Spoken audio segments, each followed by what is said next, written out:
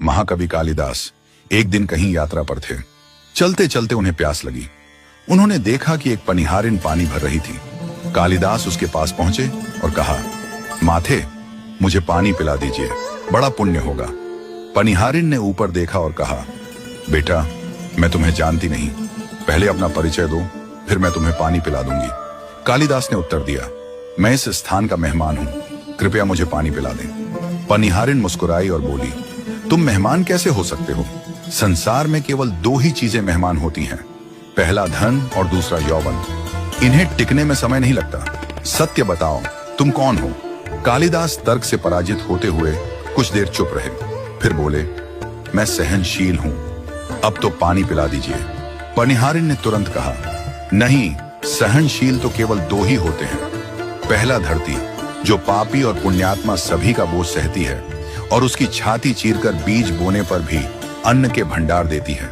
दूसरा है पेड़, जिसे पत्थर मारो तो भी वह मीठे फल ही देता है। तुम सहनशील नहीं हो सकते। सच बताओ, तुम कौन हो? कालिदास अब झुंझलाने लगे। कुछ सोचकर बोले, मैं हट्ठी हूं। पनिहारिन फिर हंसते हुए बोली, हट्ठी तो केवल दो होते हैं, पहला नख और दूसरा केश। इन्हें कितना भी काटो, ये बार बार निकल आते हैं। तुम हट्ठी नहीं हो। सच सच बताओ, तुम कौन हो? अब कालिदास अपनी पराजय स्वीकार करने की स्थिति में आ चुके थे। उन्होंने कहा, फिर तो मैं मूर्ख ही हूं।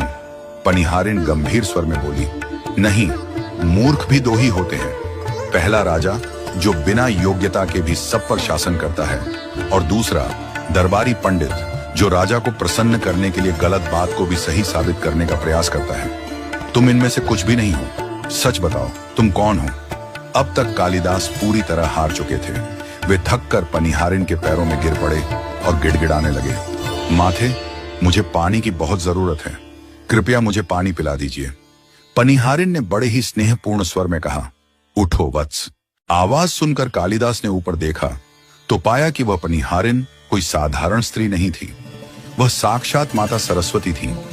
कालिदास उनकी दिव्य उपस्थिति देखकर दंग रह गए और उनके चरणों में गिरकर नतमस्तक हो गए। मां सरस्वती ने कहा, वत्स, शिक्षा से ज्ञान आता है, अहंकार नहीं। तुमने अपनी विद्या और प्रतिष्ठा को ही सबसे बड़ा मान लिया और अहंकार कर बैठे। इसी अहंकार को तोड़ने के लिए मुझे यह रूप धारण करना पड़ा। याद रखो, विद्वत्ता पर कभी घमंड मत करो, घमंड विद्वत्ता को नष्ट कर देता है। कालिदास को अपनी भूल समझ में आ गई। उन्होंने माता सरस्वती से क्षमा मांगी। माता ने उन्हें आशीर्वाद दिया। कालिदास ने अपनी प्यास बुझाई और फिर सच्चे मन से आगे की यात्रा पर